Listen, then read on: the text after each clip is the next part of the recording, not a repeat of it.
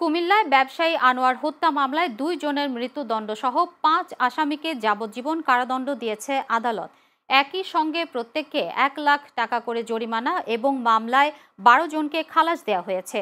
মঙ্গলবার দুপুরে কুমিল্লার অতিরিক্ত জেলা ও দায়রা জজ তৃতীয় আদালতের বিচারক সাবরিনা নার্গিস এর রায় দেন। তবে রায়ের সময় দণ্ডিত একজন উপস্থিত থাকলেও বাকি সবাই আদালতে উপস্থিত ছিলেন না। রায়ে সন্তোষ প্রকাশ করে রাষ্ট্রপক্ষের কৌঁসুলি এপিপি অ্যাডভোকেট মনিরুল হক ভূঁইয়া জানান, আসামিরা ২০১৩ সালের ২২ এপ্রিল ব্যবসায়ী আনোয়ারকে কুপিয়ে তাদের চায়ের দোকানে আগুন ধরিয়ে দেয়। পরে সে ঢাকায় চিকিৎসাধীন অবস্থায় মারা যায়। অপরদিকে আসামি পক্ষের আইনজীবীরা জানান, রায়ের কপি হাতে পেলে উচ্চ আদালতকে আপিল করবে।